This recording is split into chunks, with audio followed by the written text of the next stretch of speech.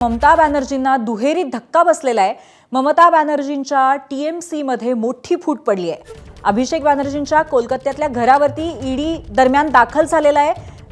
ईडीच्या 4 टीम्स अभिषेक बॅनर्जींच्या घरात दाखल झाल्याचं कळतंय। थोड्याच वेळापूर्वी ममता बॅनर्जींच्या टीएमसी मध्ये मोठी फूट पडल्याचं कळलेलं आहे आणि या नव्या गटाला विधानसभेची मंजुरीही मिळालेली आहे। परंतु याच दरम्यान आता आणखीन एक मोठी डेव्हलपमेंट झाली आहे। अभिषेक बॅनर्जींच्या कोलकात्यातल्या घरामध्ये ईडी दाखल झालेले 4 पथकं ईडीची अभिषेक बॅनर्जींच्या घरी दाखल झाल्याचं कळतंय। अभिषेक बॅनर्जी हे तृणमूल काँग्रेसचे खासदार आहेत आणि एकंदरीतच आता ममता बॅनर्जी यांना या सगळ्या परिस्थितीमध्ये दुसरा धक्का आजच्या दिवसातला बसतोय हे स्पष्ट आहे।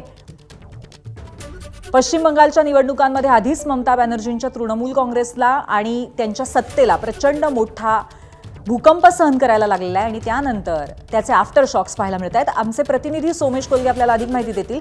सोमेश, मगाशीच आपण तृणमूल काँग्रेसमध्ये कशा पद्धतीने फूट पडली आहे याबद्दल चर्चा करत होतो, तेवढ्यात अभिषेक बॅनर्जींच्या कोलकात्यातल्या घरामध्ये ईडी दाखल झाले। नक्की काय काय घडामोडी घडतायत आता?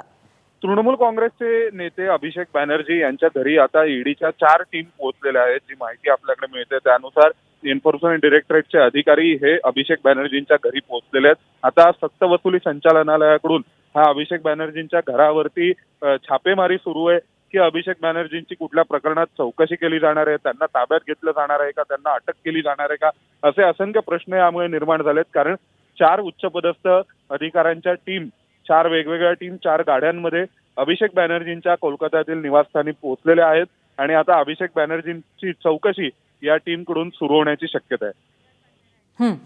सोमेश, एका दृष्टीने प्रचंड मोठा हा दुसरा धक्का आहे, कारण एकीकडे पक्षामध्ये प्रचंड मोठी फूट आणि त्याचं नेतृत्व सुद्धा आपल्या हातात आहे का नाही याची आता पूर्णपणे ममता बॅनर्जींना बसलेला हा पहिला धक्का आणि त्यानंतर दुसऱ्या या ईडीच्या पातळीवरती होणारा हा धक्का। नक्की काय कसं वर्णन करता येईल आजच्या दिवसाचं आणि अशा पद्धतीचं हे सत्र भविष्यात सुद्धा पुढच्या काही दिवसातही आपल्याला पाहायला मिळणार आहे का?